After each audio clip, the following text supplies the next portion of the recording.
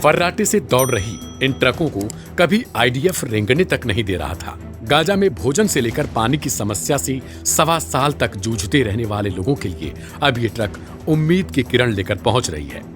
इनमें जरूरत के सभी सामान मानवीय सहायता के लिए दूसरे देशों से भेजे जा रहे हैं। करीबन 900 ट्रक सभी जरूरी सामान को लेकर सोमवार गाजा में दाखिल हो गए।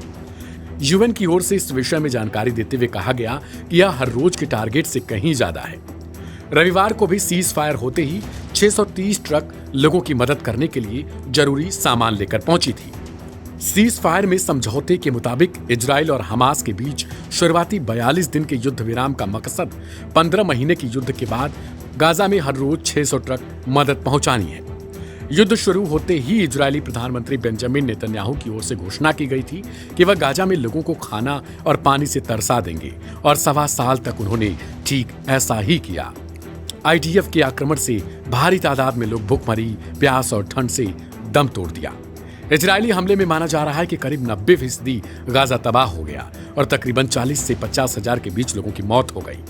इजरायली प्रधानमंत्री की ओर से हमास को नेस्तनाबूद करने की कसम खाकर 7 अक्टूबर 2023 वाले हमले का जवाब दिया गया था, लेकिन अब हमास के साथ सीज फायर की डील करके नेतन्याहू भी बुरी तरीके से अपनों के निशाने पर आ चुके हैं। नेतन्याहू सरकार में कई मंत्रियों ने अपना इस्तीफा सौंप दिया। यहां तक कि इजरायली सरकार में शामिल ओतजमा यहूदीत पार्टी ने गठबंधन सरकार से अपना समर्थन भी वापस ले लिया। इस डील के बाद से ही नेतन्याहू चहुं ओर घिरे हैं, क्योंकि इस डील को लेकर सोशल मीडिया पर खूब चर्चा है और इसे कहा जा रहा है कि दबाव में आकर एक तरफा डील नेतन्याहू को करनी पड़ी। हमास इसे अपनी जीत के तौर पर देख रहा है।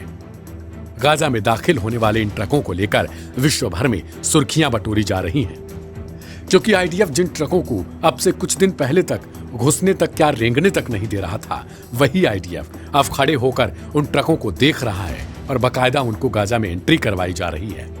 गाजा में जाने वाले इन ट्रकों से अब कहीं न कहीं वहां रहने वाले लोगों के लिए आराम से लेकर सुकून तक की 2 रोटी खाने का समय मिल रहा है। इससे ये कहा जा रहा है कि गाजा में अब वापस से खुशियां लौटने लगी हैं। जो उम्मीद की तौर पर ये ट्रक गाजा में भोजन से लेकर पानी, दवाओं और दिन भर की जो जरूरी सामान होते हैं उनको लेकर पहुंच रही हैं, इससे वहां के बच्चों से लेकर बुजुर्गों तक में अब एक उम्मीद जगी है कि कहीं न कहीं गाजा जो 90% तक तबाह हो चुका है वो एक बार फिर से जगमगा उठेगा। यही सोचकर बहुत सारे लोग अब ट्रकों के माध्यम से, तमाम वाहनों के माध्यम से गाजा में एक बार फिर से लौट रहे हैं, और इससे कहा जा सकता है कि आने वाले समय में गाजा पहले वाले दिनों की तरह जरूर हो सकता है। इस रिपोर्ट में इतना ही। तमाम अपडेट्स के लिए सब्सक्राइब करें लाइव हिंदुस्तान।